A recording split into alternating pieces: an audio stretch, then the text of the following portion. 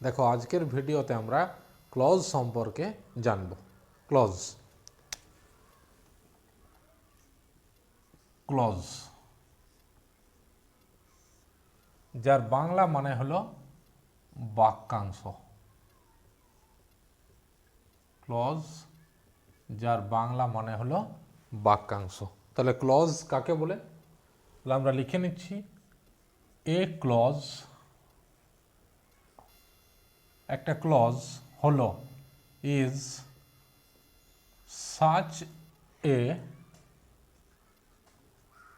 Group of words, খুব important, group of words. A clause is such a group of words which has a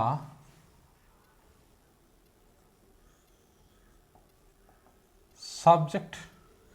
A clause is such a group of words which has a subject and a finite verb.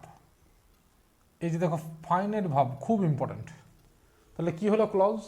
A clause is such a group of words which has a subject and a finite verb. But, কিন্তু, but acts as a part of a sentence. তাহলে যদি এক কথায় বলতে হয় তাহলে a clause is a part of a sentence. Clause কি? Clause হলো সেন্টেন্সের অংশ। তাহলে clause is such a group of words, এমন এক ধরনের শব্দগুচ্ছ, হুইচ হ্যাজ, যার আছে, a subject and a finite verb, যার মধ্যে রয়েছে একটা সাবজেক্ট এবং একটা finite verb, but acts as a part of a sentence, সেন্টেন্সের অংশ হিসেবে কাজ করে। আমরা একটা এক্সাম্পল লিখে নিচ্ছি। আই নো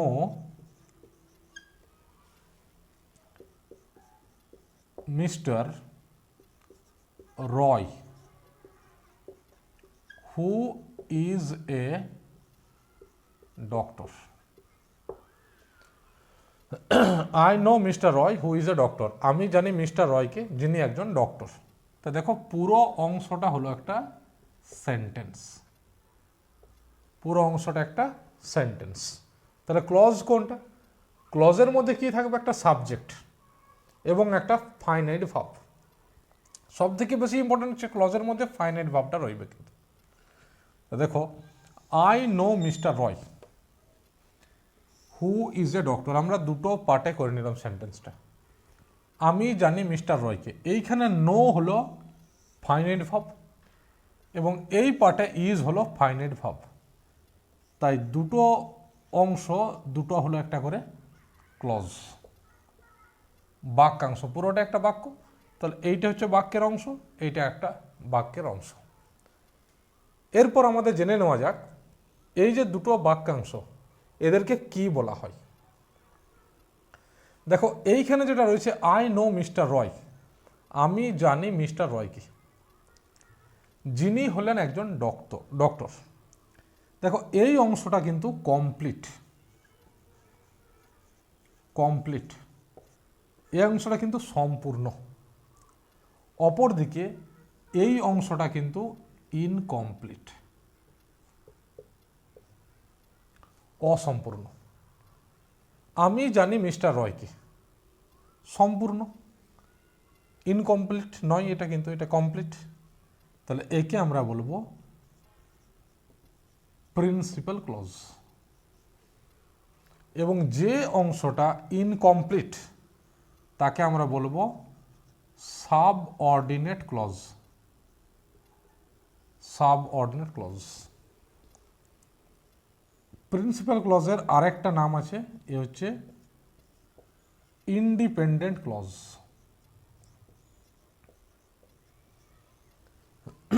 সাবঅর্ডিনেট ক্লজ হলো ডিপেন্ডেন্ট ক্লজ। সাবঅর্ডিনেট ক্লজ সব সময় প্রিন্সিপাল ক্লজের উপর নির্ভর করবে। যেমন সেন্টেন্সটা দেখো, হু ইজ এ ডক্টর, যিনি হলেন একজন ডক্টর। আমাদের মধ্যে মাথায় একটা প্রশ্ন থেকে যাচ্ছে যে কে ডক্টর, কে ডক্টর, তাহলে প্রশ্ন চিহ্ন থেকে যাচ্ছে। এর উত্তর mister Roy is a doctor. তাই দেখো এই অংশটা কিন্তু সাবঅর্ডিনেট, এ কিন্তু নিজে সম্পূর্ণ নয়। একে যদি সম্পূর্ণ অর্থাৎ কমপ্লিট হতে হয় তাহলে প্রিন্সিপাল ক্লজের সাহায্য প্রয়োজন। তাহলে আমরা ক্লজটা সম্পর্কে একটু জানলাম। ক্লজ হলো বাক্যের একটা অংশ যার মধ্যে রইবে একটা ফাইনাইট ভার্ব। এই ক্লজ সাধারণত দু প্রকার, প্রিন্সিপাল ক্লজ এবং সাবঅর্ডিনেট ক্লজ। আরেকটা ভাগ আছে কোঅর্ডিনেট ক্লজ, যেটাকে আমরা অনেক সময় কম্পাউন্ড সেন্টেন্স হিসেবে ব্যবহার করে থাকি। দেখে নাও, তাহলে আমাদের হয়ে গেল এদিকে ক্লজ, প্রিন্সিপাল ক্লজ, এবং এদিকে রইল আমাদের সাবঅর্ডিনেট ক্লজ। আমরা আরেকটা এক্সাম্পল লিখে নিচ্ছি। When the sun rose, the fog disappeared. যখন সূর্য উঠেছিল, যখন সূর্য উঠছিল তখন কুয়াশা অদৃশ্য হয়েছিল।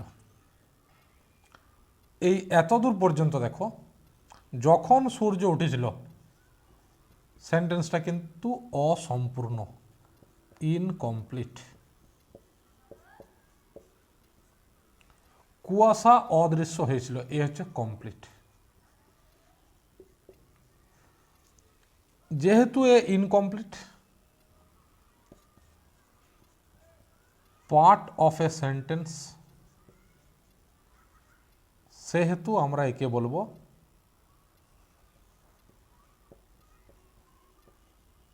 সাবঅর্ডিনেট ক্লজ এবং একে আমরা বলবো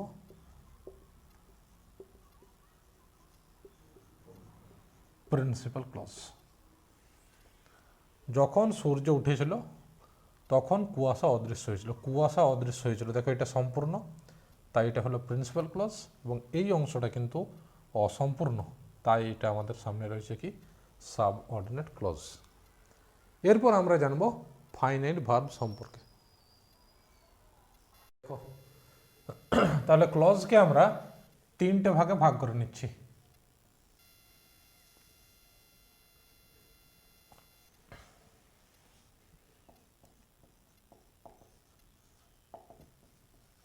প্রিন্সিপাল ক্লজ,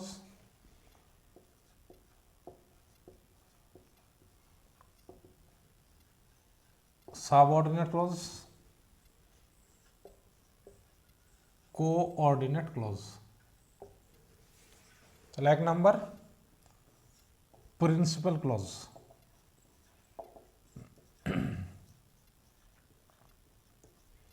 দেখো প্রিন্সিপাল ক্লজকে আমরা বলতে পারি প্রধান বাক্যাংশ, প্রধান বাক্যাংশ। তাহলে প্রিন্সিপাল ক্লজ অর্থাৎ প্রধান বাক্যাংশ। অর্থ প্রকাশের জন্য, অর্থ প্রকাশের জন্য অন্য কারো উপর নির্ভরশীল নয়।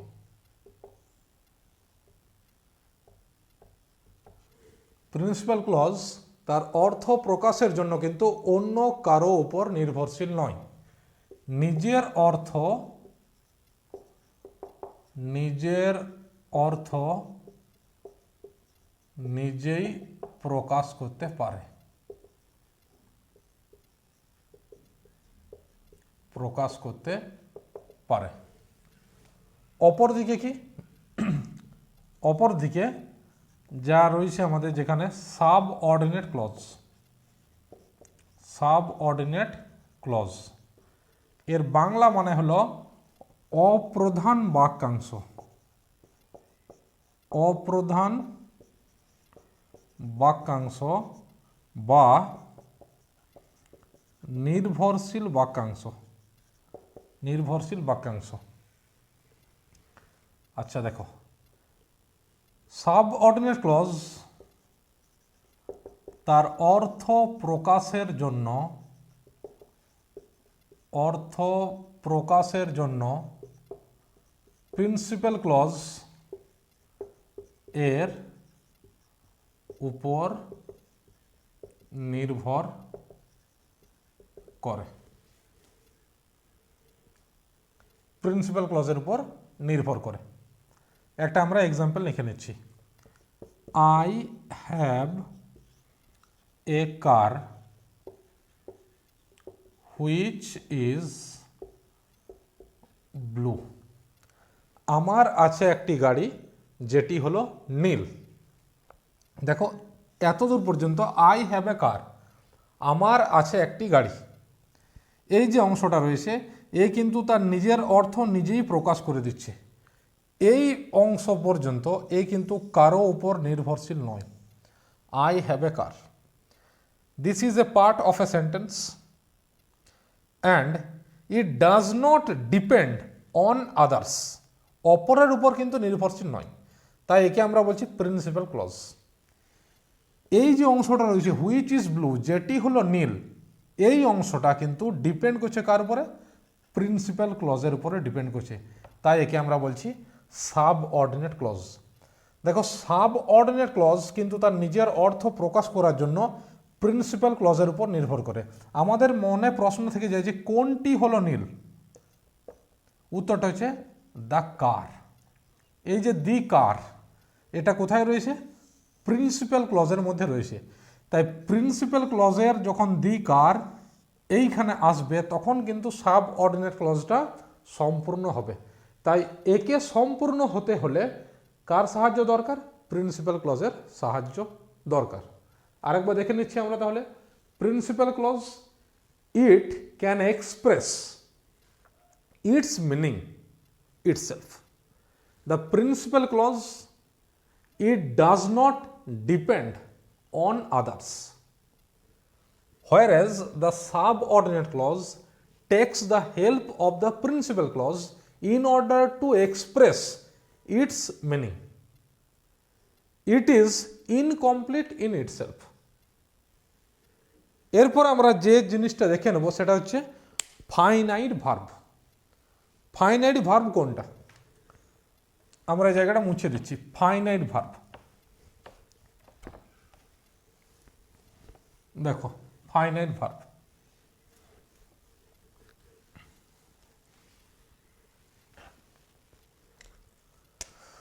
Finite verb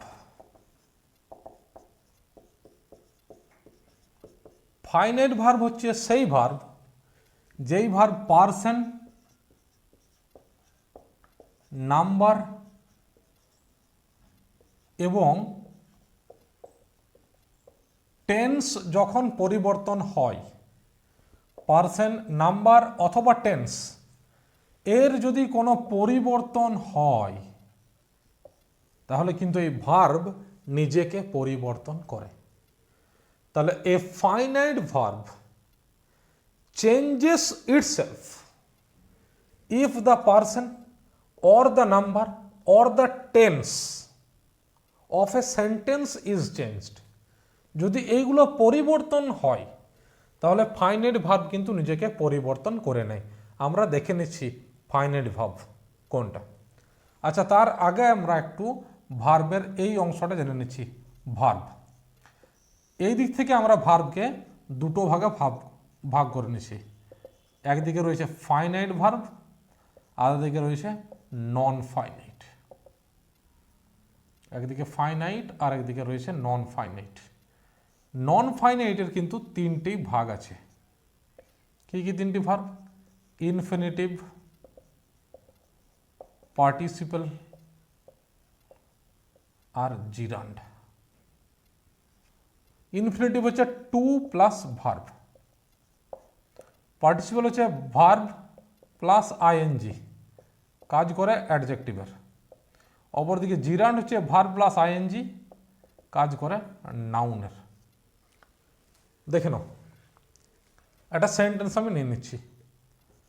I went to market to buy a book. ভালো করে লক্ষ্য করো, আমি বাজার গেছিলাম একটি বই কিনতে। ওয়েন্ট টু বাই, লক্ষ্য করো দুটো ভার্ব আছে, ওয়েন্ট একটা to buy. 2 number, he goes to market to buy a book. ভার্বগুলো শুধু, যেহেতু আমরা ফাইনাইট ভার্ব সম্পর্কে জানছি, শুধু আমরা ফোকাস করব ভার্বে।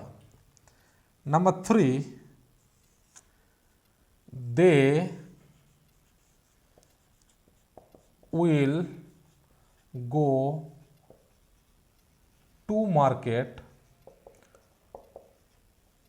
Two buy a book. লক্ষ্য করো, দেখো এই যে ভার্বটা আমরা কি বলেছি, ফাইনাইট ভার্ব হচ্ছে সেই ভার্ব যে ভার্বটা পার্সন, নাম্বার এবং টেন্স যদি পরিবর্তন করে তাহলে কিন্তু পরিবর্তিত হয়। দেখো প্রথমের ভার্ব আছে ওয়েন্ট, পাস্ট টেন্সে আছে সেন্টেন্সটি, আমাদের পাস্ট টেন্সে রয়েছে। দ্বিতীয় ভার্বটা প্রেজেন্ট টেন্সে রয়েছে, যেহেতু হি থার্ড পারসন সিঙ্গুলার, সেহেতু ভার্বের সাথে এস বা ইএস যোগ হয়েছে, এখানে ইএস যোগ হয়েছে। নেক্সট, ফিউচার টেন্সের কথা আমরা বলেছি, তাই উইল গো। অপরদিকে দেখো টু বাই, এর কিন্তু কোনো পরিবর্তন ঘটেনি। তাহলে এই যে ভার্বটা রয়েছে আমাদের সামনে, এই ভার্বটি হচ্ছে ফাইনাইট ভার্ব। অপরদিকে এই যে ভার্বটা রয়েছে, এই ভার্বটি হচ্ছে নন ফাইনাইট ভার্ব। ওকে, নন ফাইনাইট ভার্বের মধ্যে এ পড়ছে ইনফিনিটিভ, টু প্লাস ভার্ব। তাহলে দেখো, ক্লজের মধ্যে কিন্তু একটা সাবজেক্ট থাকবে এবং অবশ্যই একটা ফাইনাইট ভার্ব থাকবে, এবং ক্লজ হবে part of a sentence. Next যেটা আমরা করব সেটা হচ্ছে কোঅর্ডিনেট ক্লজটা আমরা লিখে নেব। দেখো 3 নম্বরে আমাদের রয়েছে সামনে কোঅর্ডিনেট ক্লজ। আমি আগেই বলেছি কোঅর্ডিনেট ক্লজ কি করে, কম্পাউন্ড সেন্টেন্সের কাজ করে। তো যখন দুই বা ততোধিক প্রিন্সিপাল ক্লজ, যখন দুই বা ততোধিক প্রিন্সিপাল ক্লজ একটি কোঅর্ডিনেটিং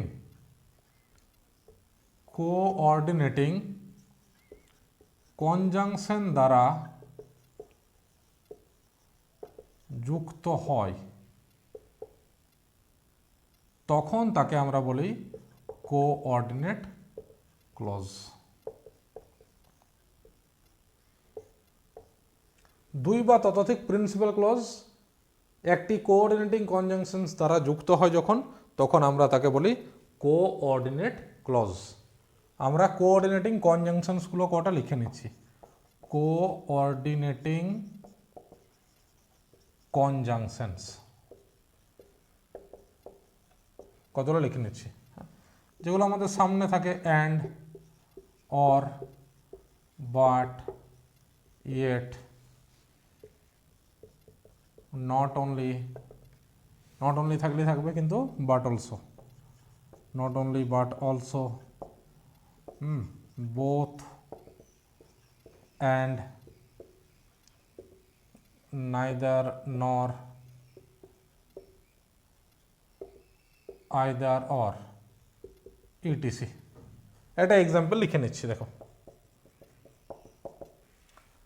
দুই বা ততোধিক কিন্তু principal clause. I wrote a letter to him, আমি তাকে একটি চিঠি লিখেছিলাম। But I did not get any reply. I wrote a letter to him, আমি তাকে একটি চিঠি লিখেছিলাম। দেখো আমি তাকে একটি চিঠি লিখেছিলাম, সেন্টেন্সটা কিন্তু কমপ্লিট, তাই একে আমরা বলবো প্রিন্সিপাল ক্লজ। অ্যাকচুয়ালি সেন্টেন্স নয়, এইটা ক্লজ, ক্লজটা complete, part of a sentence.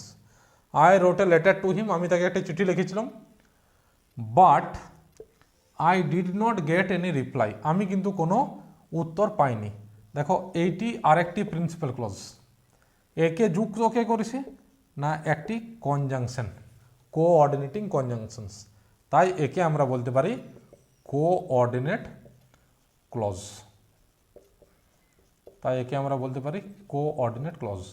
তাই একবার দেখে নাও, ক্লজকে আমরা তিনটি ভাগে ভাগ করেছি। ক্লজ হলো বাক্যাংশ, প্রিন্সিপাল ক্লজ, সাবঅর্ডিনেট ক্লজ এবং কোঅর্ডিনেট ক্লজ।